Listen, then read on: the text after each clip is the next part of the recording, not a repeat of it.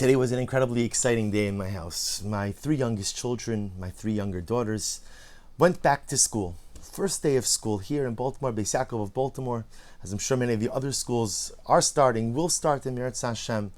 And you know, that first day of school is always fraught with incredible energy. There's excitement, there's anxiety. Excitement being back into a schedule, even if kids don't know that they like a schedule. Deep down they like a schedule, being able to see their friends. Anxiety, who's going to be my teacher, what's going to be my schedule, new classes, new obligations, new responsibilities, and of course being able to see friends once again. But this year, I think we would all agree that the opening of school is unique in and of itself. After having school shut down, towards the middle to end of last year because of coronavirus, summer plans that were fundamentally uprooted. Hopefully our children will have an opportunity to return to normalcy or some degree of it.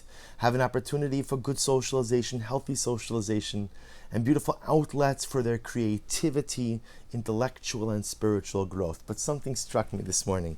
As I came home from shul, so my daughters opened the door. They saw me pull up in the driveway. And there they were dressed in their beautiful uniforms, all ready to go.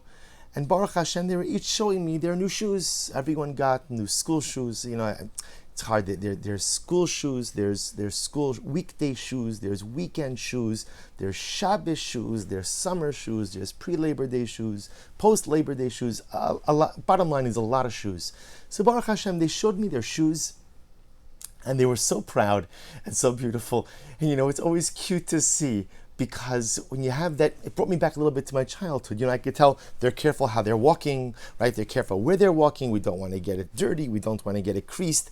I don't understand exactly how you wear shoes without getting them creased, but okay, I'm past that stage. And it brought me back to my own childhood, because I can relate to that.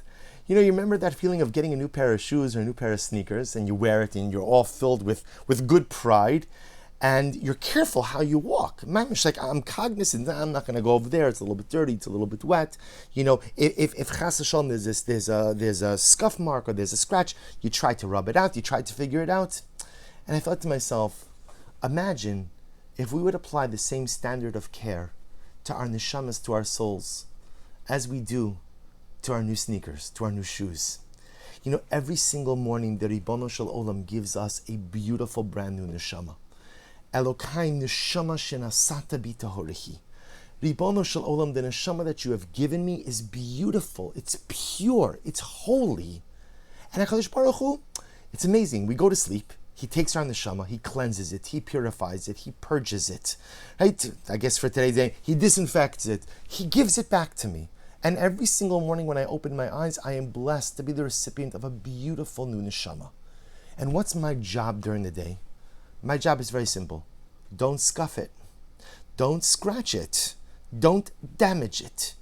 You see, at the end of the day, when we make our decisions in life, when faced with a decision, the way I have to measure, we often have this, should I do this, should I not do this?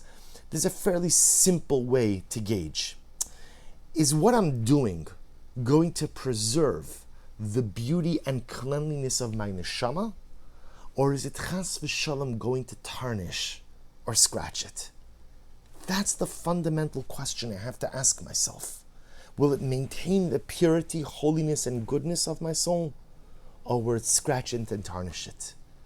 If we get used to thinking that way before we make our decisions in life, we could save ourselves from a lot of sadness, a lot of heartbreak, and a lot of terrible life mistakes. We have an opportunity to keep our neshama clean and pristine throughout the day. It's good to keep your sneakers clean, and it's good to keep your shoes clean, because that means you're taking a sense of pride in your appearance. The same way we have to take pride in our external appearance, we must also take pride in our internal appearance. We must take pride in the fact that I walk around with a clean neshama. I walk around with a neshama that doesn't have scratches, that doesn't have scuff marks. And by the way, if my neshama does get scratches or scuff marks, which inevitably happens, because the same way, again, I have total machshava, total kavanos, to keep my shoes, to keep my sneakers pure and pristine. You take a wrong turn, you go over here, you don't pay attention, it happens. But what do? You bend down and you rub it out. You bend down and you clean it off. You take a shmata and you go ahead and you take off the dirt. So the goal is to keep the neshama clean, but if I make a mistake and if I tarnish it, so then my goal is clean it. Do tshuva, learn from your mistakes, be better. That's the obligation. We keep our sneakers clean because we take pride in our external appearance. Let's keep our neshama clean because we want to take pride in the beautiful internal appearance that HaKadosh Baruch Hu has blessed us with. May we be Zochem Yirtz Hashem to recognize the beautiful gift we get every day in the form of a beautiful, brand new, sparkling neshama. And may we find the strength to maintain the beauty of that gift throughout the entire day. Wishing everyone a wonderful day.